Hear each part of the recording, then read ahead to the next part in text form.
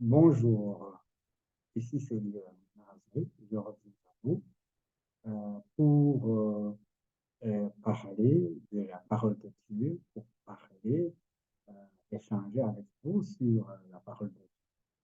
Aujourd'hui, j'ai lu et j'ai pris du temps à suivre euh, les premières interventions de Paul dans le ministère qui a fait de lui un homme qui est devenu finalement célèbre.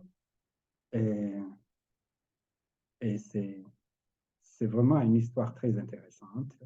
Si vous prenez avec moi, vous voulez lire avec moi le chapitre 21 et le chapitre 22 jusqu'au chapitre 22 des Actes des Apôtres. Paul était un homme qui était un homme, un érudit, un intellectuel, quelqu'un qui s'était spécialisé dans la loi et qui connaissait vraiment la loi de son pays. Et il était même polyglotte, il parlait des langues étrangères. Et Paul n'était pas, euh, n'a pas suivi Jésus de son vivant. Du temps où Jésus était sur terre, Paul ne l'a pas suivi. Il était plutôt parmi ceux qui s'opposaient à ses enseignements.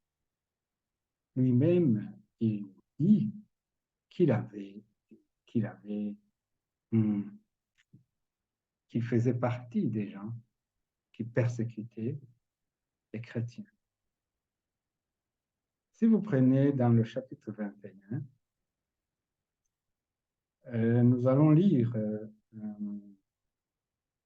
à partir du verset 9 et on va suivre.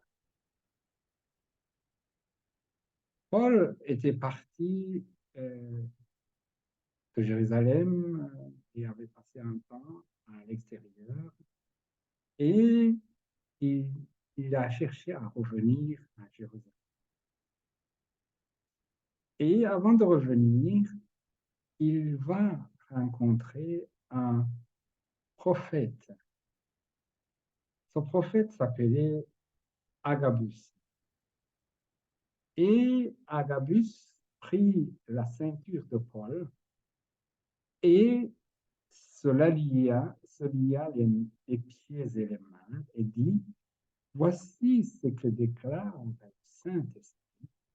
L'homme à qui cette ceinture appartient, les Juifs le liront de cette manière à Jérusalem et le livreront entre les mains des païens.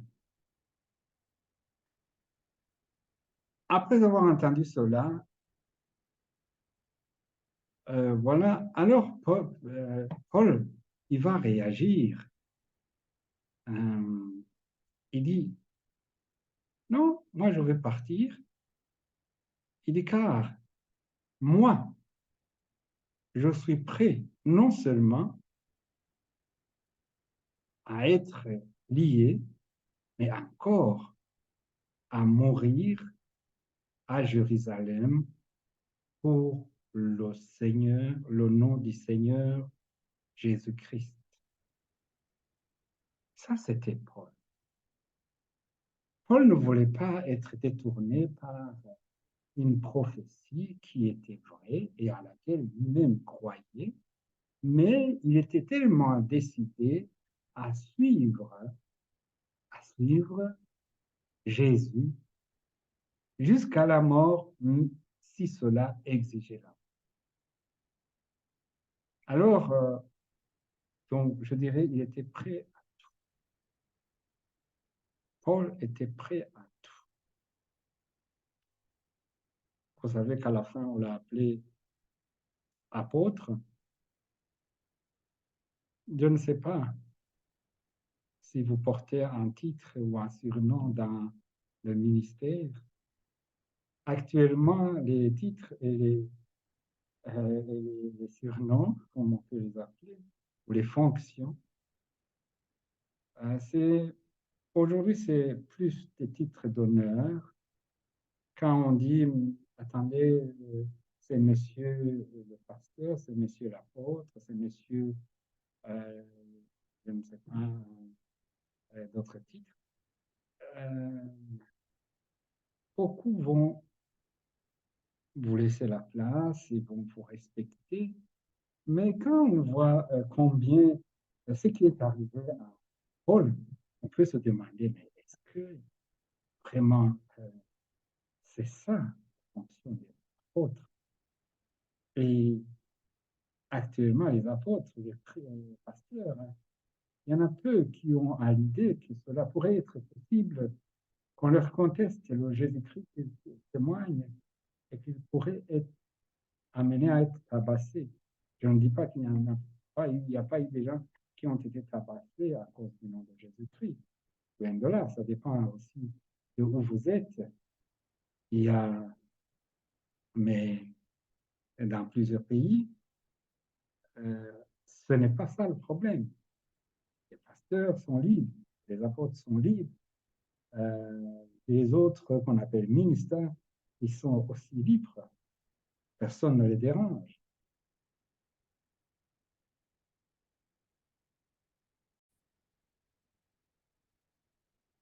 Lorsque Paul va arriver à Jérusalem, on lui fera comprendre qu'on a dit aux gens qu'il enseigne à tous les Juifs de se détourner de Moïse en leur disant de ne pas circoncire leurs enfants et de ne pas vivre les coutumes. Les Juifs d'Asie se soulevèrent et l'accusèrent d'avoir introduit les Grecs au temple. Il s'agissait probablement de Trophime, et ils cherchaient à le tuer. La rumeur parvint au tribun. Il prit des soldats et courut à eux et à la vie du tribun et des soldats. Ils cessèrent de frapper Paul. C'est-à-dire que Paul était en train de frapper, d'être frappé.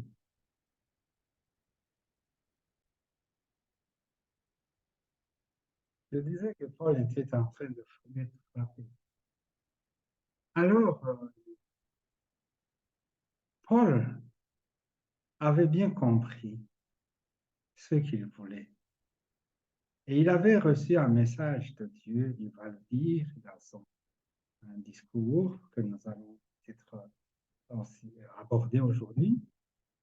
Paul dit, il demande au tribun, donc il a eu la protection, on lui a demandé cessez de le frapper parce que les autorités se sont mis là-bas, ils ont envoyé des soldats pour protéger Paul.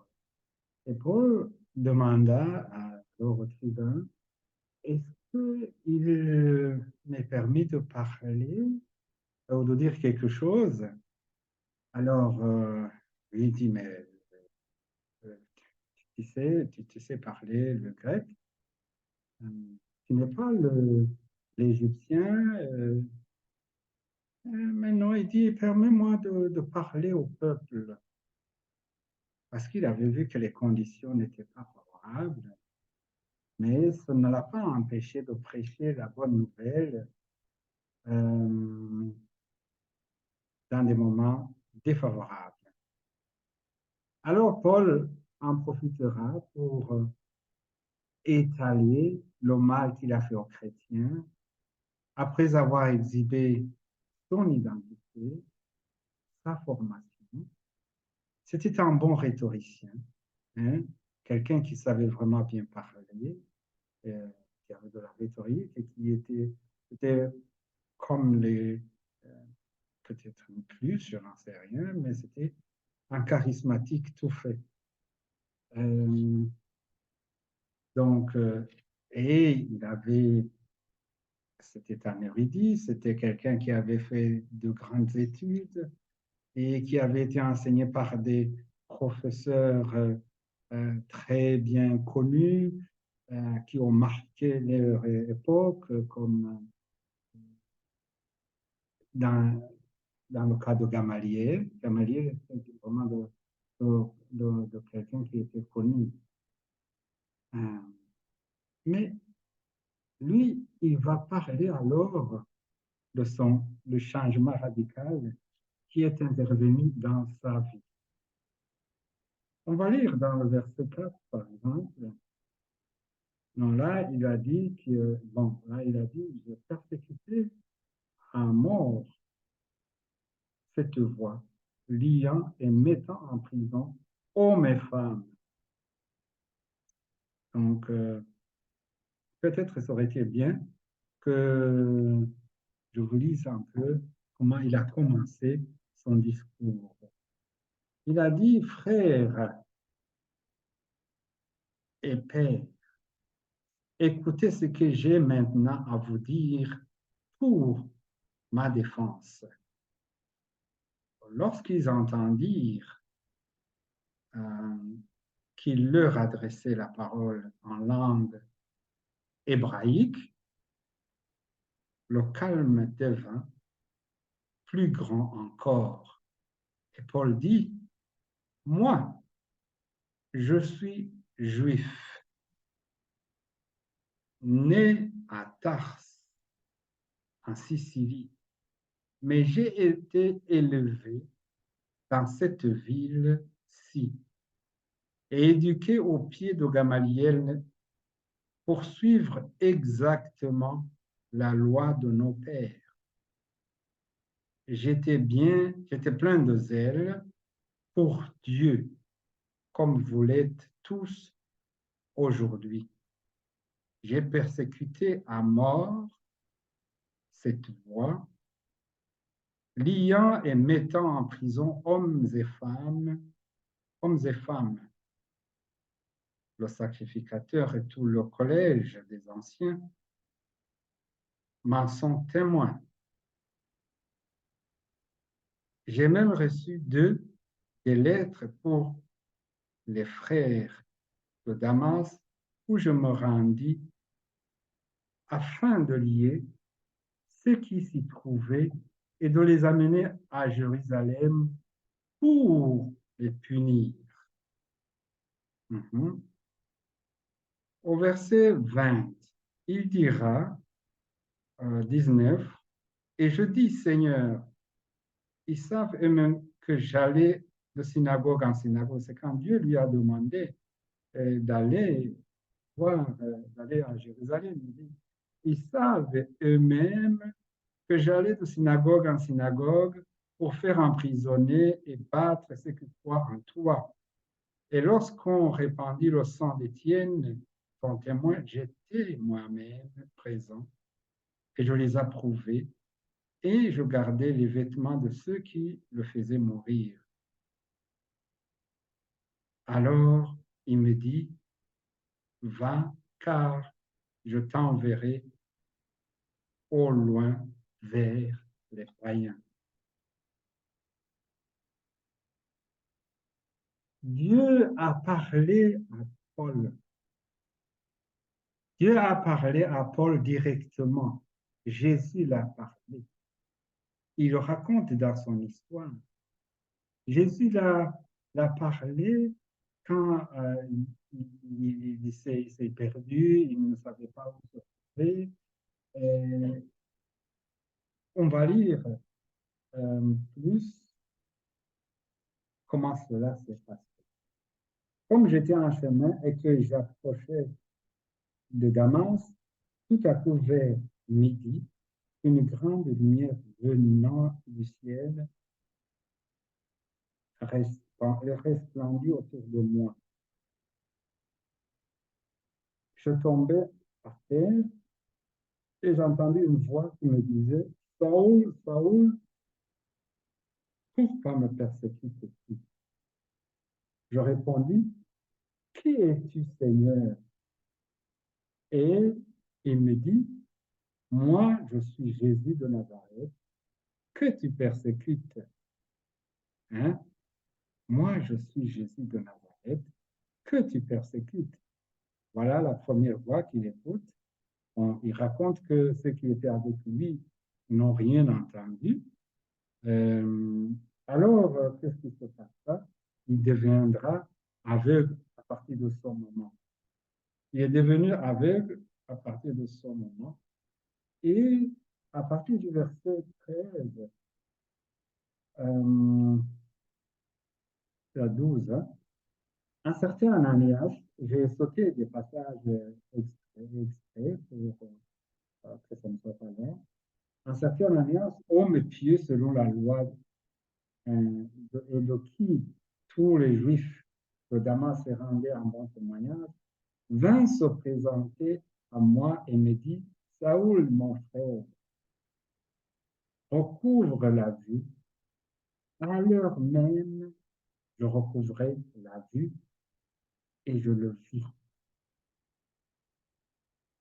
Hein? Ananias vient, il appelle Saül. Parce que Paul, avant de s'appeler Paul, il s'appelait Saül. C'est une autre histoire qu'on va découvrir la prochaine fois, si cela t'intéresse. Mais voilà, lui, il vient, il trouve qu'il est aveugle, et il prie pour qu'il revoie et il voit. Ah, Paul est bien sûr étonné. Euh, et puis, il dit, le Dieu de nos pères t'a destiné à connaître sa volonté, à voir le juste et à entendre les paroles de sa bouche, car tu seras témoin devant tous les hommes ce que tu as vu et entendu. Et maintenant, pourquoi tardes-tu? Lève-toi, sois baptisé et lavé de tes péchés en invoquant son nom. Ici, il parle du Dieu qui lui a fait recouvrer la vue. On peut dire que celui qui lui avait pris la vue, c'était Jésus, parce que Jésus l'a parlé, que oui, qu'est-ce qu'il y a? Il dit, c'est moi, Jésus, que tu persécutes. Donc, Dieu lui envoie un message. Mais de retour à Jérusalem, Paul est en train de prier au temple et il fut ravi en extase.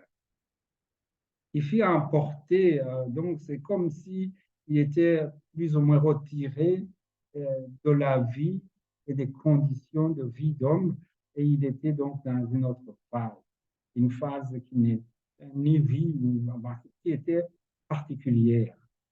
Mais ce qui est intéressant, c'est que dans ce moment précis, il dit, je vis le Seigneur qui me disait, hâte-toi, sors promptement de Jérusalem, parce qu'ils ne recevront pas ton témoignage sur moi. Et je dis, Seigneur, ils savaient même que j'allais de synagogue en synagogue pour faire emprisonner et battre ceux qui croient en toi. Et lorsqu'on répandit le sang d'Étienne, c'est ça que je vous l'avais déjà dit. Mais Dieu lui dit, va, car je t'enverrai loin vers les païens. C'est étonnant, n'est-ce pas? Dieu dit, laisse-les d'abord, parce que moi, j'ai prévu de t'envoyer vers les païens. Si nous sommes maintenant croyants, c'est parce que Dieu avait pensé à nous et il nous a envoyé un monsieur comme Paul qui nous a apporté l'évangile. Il a apporté loin, loin de Jérusalem. Et voilà ce qui s'est passé.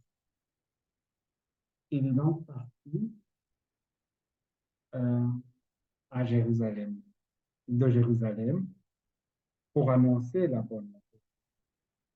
Mais avant de partir de là, il y a d'autres choses qui se sont passées à son endroit et on va le lire.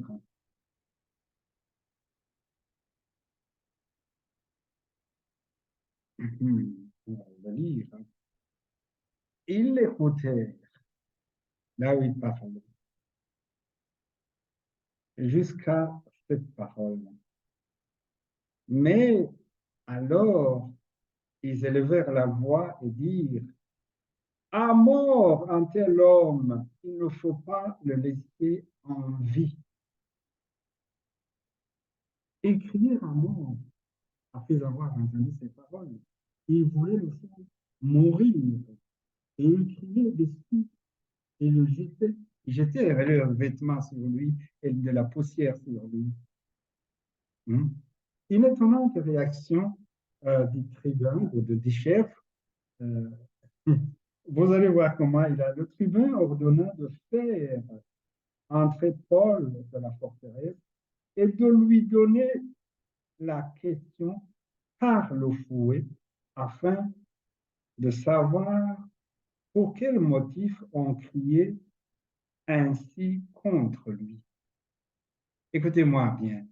La foule est en train de crier contre Paul et le chef ordonne que on l'amène quelque part et qu'on le fouette pour qu'il se justifie, euh, pour qu'il se justifie sur les raisons qui font que eux ils sont en train de crier sur lui ou contre lui. Et comme on l'attachait, la Bible nous dit, comme on l'attachait avec des lanières, Paul dit au centenier qui était présent, vous est-il permis de flageller un citoyen romain qui n'est même pas condamné? Il a posé la question, mais vous, c'est comment? Ici, nous sommes une colonie qui est tenue par les Romains, et moi, j'ai la nationalité romaine, je suis un Romain, et vous, est-ce que vous avez le droit de me flageller pendant que je ne suis même pas condamné? À ces mots, le centenier, à la voir le dire au chef, il dit, mais le type, là, le monsieur, là, il dit qu'il est romain. Il dit, c'est comment? Moi, je l'ai acheté à beaucoup d'argent, avec beaucoup d'argent. Et, il dit, et Paul dit, mais moi, je suis, j'ai la nationalité romaine de naissance. Aussitôt, ceux qui devaient lui donner la question se retirèrent et le tribun fut dans la crainte en sachant que Paul était romain et qu'il l'avait fait lier. La prochaine fois, on verra. Il sera donc envoyé dans un autre endroit à cause de cela. Et, mais ça n'a pas été facile. Il a été flagellé, il a été mis en prison, il a été insulté à cause du témoignage de Christ. Aujourd'hui, nous témoignons aisément ici en ligne, même si ça ne sera pas comme ça toujours, nous le savons, mais il faut le faire maintenant.